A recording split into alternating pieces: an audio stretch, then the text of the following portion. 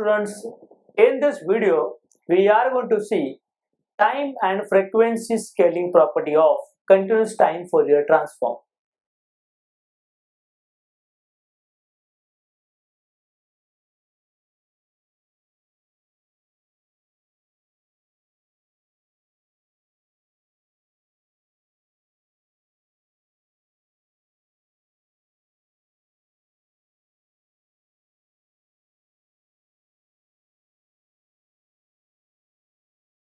This property states if I'm getting a Fourier transform of x of t as x of omega, then if I scale this by the unit a, which is x of at, this Fourier transform must be 1 upon mod a into x of omega by a. So we have to prove this. So let's say the solution. By definition of Fourier transform,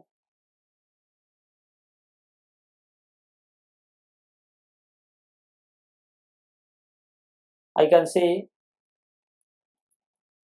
x of at Fourier transform can be written as integral from minus infinity to infinity x of at e raised to minus j omega t dt.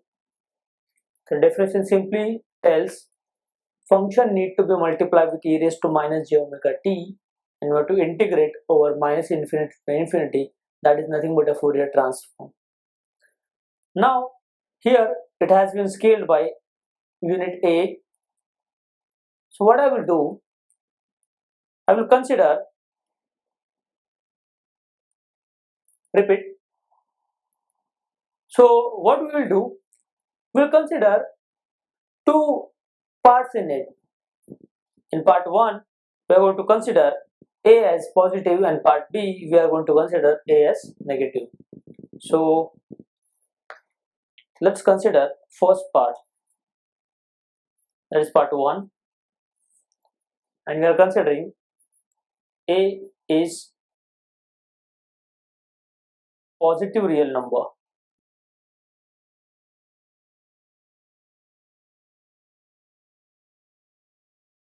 So the definition says Fourier transform of x of at is nothing but integral from minus infinity to infinity x of at e raised to minus j omega t dt. So what I will do, I will consider a new variable tau same as at. So if I differentiate, I will get d tau equal to a into dt. That results into dt as d tau by a. And let's check what are the effects on limits. So for t minus infinity, the tau will also become minus infinity, and for t plus infinity, the tau will become infinity, so that Fourier transform of x of at now become integral from minus infinity to infinity. X of it is x of tau e raised to minus j omega, and instead of t I can replace tau by a from this. So it will become tau divided by a into dt is nothing but d tau upon a. So in the end, if I simplify, I will get Fourier transform of x of at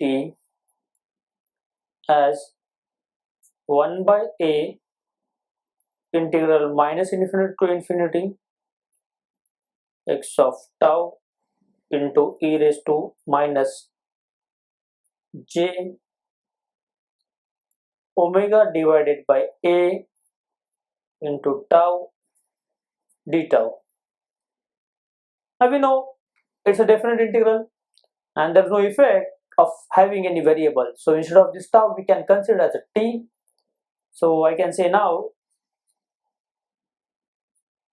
just replace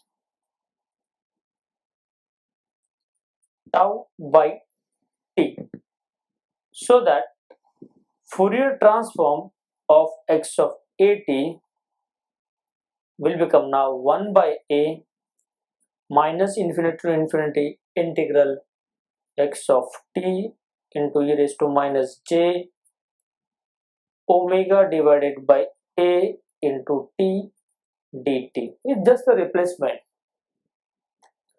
Now once again we'll go to the definition of a Fourier transform, which says Fourier transform of any signal x of t is nothing but integral minus infinity to infinity that signal multiply with e raised to minus j omega t dt, which ultimately can be represented as x of omega.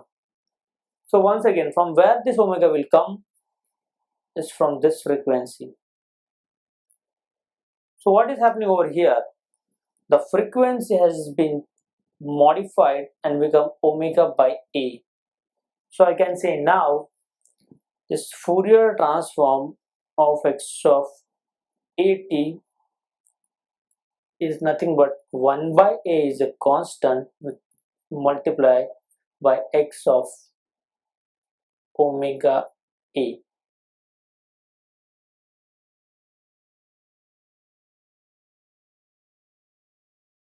So if a is multiplied with a t in a time domain, corresponding change happen in the frequency domain by considering omega divided by a. This is when a is greater than 0, positive number. Let's consider the second part where a we are considering as negative number.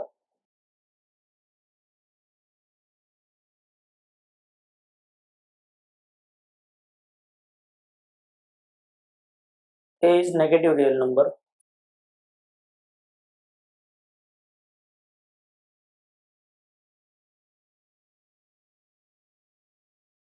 So Fourier transform of x of minus 80 this time equal to integral from minus infinity to infinity x of minus 80 e raised to minus j omega t dt. So once again we put minus 80 as a new variable tau, which implies t has to be equal to minus tau by a. Let's differentiate so that we'll get minus dt is d tau. Obviously a is getting multiplied, and in the end dt I can say as minus d tau divided by a. And as far as the limits are concerned, for t minus infinity we will get tau as infinity, and for t plus infinity we will get tau as minus infinity. So there will be a changeover in the limits, and I can say now Fourier transform of x of minus 80 equals limits now from infinity to minus infinity x of tau e raised to minus j omega t is nothing but minus tau by a dt is minus t tau divided by a. Now let's simplify this. Fourier transform of x of minus 80 is nothing but minus 1 by a integral infinity to minus infinity x of tau e raised to j omega by a multiplied by tau into d tau. Let's adjust this minus so that the limits will be reversed. And at the same time, I'm adjusting this term such a way that this will look like a definition of a Fourier transform. Meaning, I will get 1 by integral minus infinity to infinity x of tau e raised to minus j minus omega divided by a tau multiplied by d tau. This is Fourier transform of x of minus 80. Now, since this is a definite integral, so there is no question or no confusion even if I change the variable name. So let's replace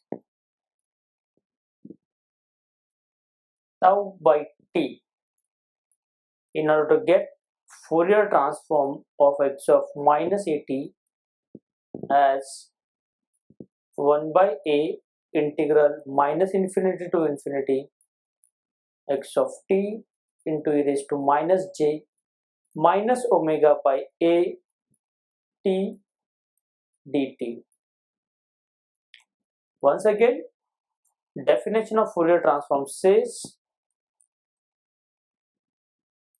integral minus infinity to infinity x of t e raised to minus j omega t dt, and it can be represented by x of omega. So omega is because of this frequency. So now here the frequency has changed to minus omega by a. So I can say now Fourier transform of x of minus 80 is nothing but 1 by a x of minus omega by a. So this is the Fourier transform I will get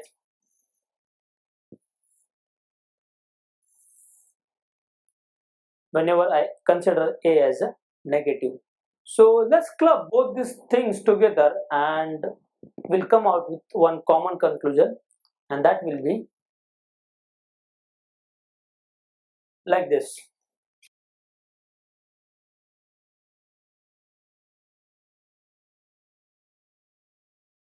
Fourier transform of x of 80. Here we are considering a is positive and negative both way. So if you see properly, both the times I am getting 1 by a as same, meaning whether it is a negative or a positive, it will ultimately result into a positive only. So that can be represented by the mod. So 1 by mod a x of omega upon a. So whether a is positive or negative, that will be taken care over here, but the multiplier or amplitude is always 1 upon mod a.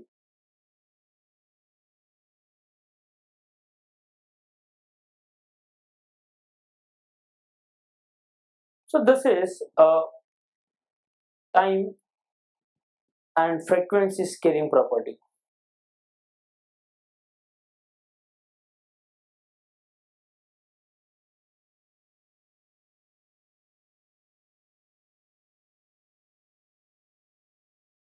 Thank you.